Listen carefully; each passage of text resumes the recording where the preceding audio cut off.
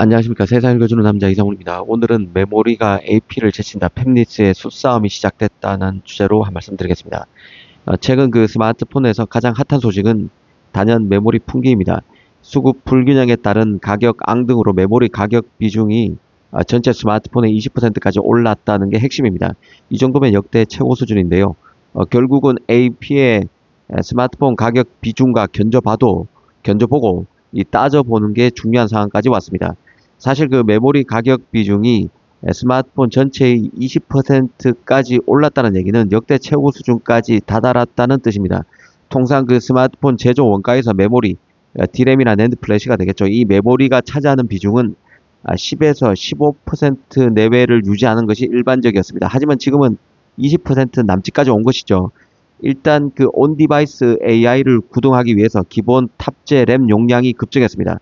과거는 8GB 수준이었다면 지금은 12에서 16GB가 기본값이 됐죠. 예, 아시다시피 공급 부족도 심각합니다. 메모리 업체들이 그 AI 서버용 고부가가치 제품 HBM이 되겠죠. 이 HBM 생산에 집중하면서 스마트폰용 모바일 D램 공급이 줄어서 가격이 크게 올랐습니다. 이 마이크론의 산제이 메로트라 CEO 같은 경우는 2028년까지는 메모리 증산이 어렵고 공급 부족이 지속될 것이라고 경고까지 한 상황입니다. 사실 그 지난 2017년에서 18년이 그 메모리 슈퍼 사이클이라고 불렀던 시기인데요. 그 당시에도 메모리 단가가 스마트폰에서 차지하는 비중은 높았습니다. 하지만 지금은 이 메모리 단가 상승과 온 디바이스 AI 구동에 따른 메모리 탑재 용량 증가가 동시에 일어나는 상황입니다. 이 제조사들이 느끼는 압박은 메모리 슈퍼 사이클 당시보다 더 심하다는 뜻입니다. 꼭 견져봐서 생각해 볼 포인트가 바로 가장 비싼 부품이라는 AP와 비교해 보는 것인데요. 이게 의미가 있습니다. AP와 비교해 보면 메모리의 AP 역전이 임박했음을 느낄 수 있는데요. 그 AP 프로세서, 이 AP 같은 경우는 통상 스마트폰에서 차지하는 비중이 20에서 25% 수준이었는데요. 최근에는 20에서 23% 수준으로 조금 더 내려왔습니다. 여전히 아직 1이지만 살짝 내려온 것이죠. 정체기에 가깝습니다. 디스플레이도 통상은 10에서 15% 정도 가격 비중이었는데 지금은 15에서 18% 수준, 조금 더 내려왔습니다. 메모리가 10에서 15%에서 20% 남짓까지 수직 상승하면서 디스플레이를 제치고 이제 AP도 역전하기 일보 직전까지 왔다고 볼 수 있습니다. 사실 그 이 정도면 주객이 전도됐다는 말까지 나올 법한 상황인데요. 원래 스마트폰에서 가장 비싼 단일 제품은 늘 AP였습니다. 압도적이었죠. 이 퀄컴 스냅드래곤이나 애플 A 시리즈 칩셋 하나가 폰 가격의 4분의 1을 차지했기 때문에 그렇습니다. 하지만 최근 그 메모리 가격이 70에서 100% 가까이 폭등하면서 일부 모델, 특히 저가형이나 중가형에서는 메모리 구입 비용이 이미 AP 구입 비용을 추월한 경우도 나타나고 있습니다. 문제는 기업의 대응인데요. 스마트폰 제조사 입장에서 보면 수익성을 지키기 위해서 제품 가격을 올리거나 메모리 용량을 동결하는 고육지책을 쓰고 있는 상황입니다. 사실 그 세 가지 정도를 옵션으로 생각해 볼 수 있는데요. AP의 다운 스펙으로 가격 보전을 할 건지, 아니면 메모리를 다운 스펙해서 가격 보전을 할 건지, 아니면 삼성 파운드리로 갈아타고 다운 스펙을 최소화할까 고민하는 상황도 생각해 볼 수 있습니다. 세트 기업 입장에서 보면 이 세 가지 선택 사이에서 최악보다는 차악을 선택해야 하는 고도의 눈치 싸움을 벌이고 있을 것으로 봅니다. 일단 가장 많은 선택은 메모리 스펙 동결인데요. 사실상의 메모리 다운 스펙으로 볼 수도 있습니다. 이걸 가장 우선순위에 두고 있다는 생각인데요.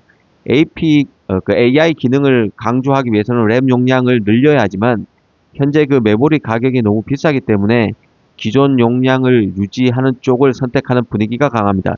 예를 들어 16GB로 올려야 할 시점이지만 12GB를 고수하는 식인데요. 아무래도 소비자로서는 램 용량 4GB, 16에서 12로 내려가면 4GB 차이보다는 AP 성능이 딸릴 경우에 발생하는 버벅거림에 소비자가 더 민감하기 때문에 아무래도 메모리 스펙을 동결하는 쪽 아니면 다운 스펙하는 쪽을 선택하기가 조금 더 부담감이 적다는 뜻입니다. AP는 아무래도 지금 스마트폰의 심장이자 마케팅의 핵심인 게 사실입니다. AP를 다운스펙하게 되면 경쟁사와의 벤치마크 점수에서 밀리기 때문에 브랜드 이미지가 타격이 큰 것이죠. 따라서 대놓고 성능을 낮추기보다는 파운드리 변경을 통한 원가 절감을 고민하게 될 가능성도 크다고 봐야 합니다. 마이크론이 2028년까지 메모리 수급이 빡빡할 거라고 했는데요. 앞으로 삼성 파운드리에 더 많은 기회가 찾아갈 것으로 보는 강력한 이유기도 합니다. 사실 이런 질문도 할 수 있습니다. TSMC에서 삼성 파운드리로 갈아타는 것 자체가 다운스펙 아닌가 하는 질문 말인데요. 사실 이 부분은 업계에서도 뜨거운 논쟁거리이기도 합니다. 아직 삼성의 역량이 TSMC에 못 미친다는 반증이기도 한 것이죠. 삼성 파운드리에서 발생한 트라우마가 적지 않은 것도 사실입니다. 과거 스냅드래곤 8 1세대 AP 퀄컴 같은 경우에 삼성에서 처음 만들었다가 발열과 수율 문제로 고생해서 삼성에서 제조가 수율 저하로 이어질 수 있다는 인식이 패밀리스 업계에 박히기도 한 것이죠. 하지만 경제적 측면에서 삼성이 현실적 대안인 것도 맞는 얘기죠. TSMC의 2나노 공정 가격이 웨이퍼당 3만 달러를 육박할 정도로 폭등했습니다. 퀄컴 입장에서는 TSMC만 고집하다가는 칩 가격을 감당할 수 없어서 최근 삼성의 2나노 공정 복귀를 진지하게 검토 중인 것이죠. 사실상 인정하기도 했습니다. 삼성 파운드리가 2나노에서 테슬라를 비롯해서 고객 확보에 성공해서 레퍼런스를 쌓으면 수율 논란 같은 트라우마도 점차 극복해 나갈 수 있을 것으로 봅니다. 사실 패밀리스 입장에서 보면 TSMC에서 삼성으로 파운드리를 100% 완전히 갈아타는 것보다는 멀티 소싱이란 현실적 루트를 활용할 가능성이 가장 높습니다. 멀티 소싱으로 일종의 제3의 길을 선택하는 것이죠. 삼성을 선택해서 비용을 아끼되 그 아낀 돈으로 AP 성능 하락을 방어하는 전략으로 볼 수 있을 것입니다. TSMC 독점 체제에서 벗어나서 삼성 파운드리를 섞어 쓰면서 삼성으로부터 낮은 칩 납품 단가를 받아내는 것이죠. 메모리의 경우는 용량 증설은 최소화하고 소프트웨어 최적화로 AI 기능을 구현하는 방식입니다. 이는 소비자 가격 인상을 억제하면서도 체감 성능은 유지하는 전략적 방어라고도 볼 수 있을 것입니다. 어찌됐든 지금 상황은 비싼 TSMC를 계속 쓰면서 메모리를 깎을 것인가, 아니면 삼성 파운드리로 갈아타서 AP 단가를 낮추고 스펙을 보존할 것인가라는 기로에 서 있는 형국이기도 합니다.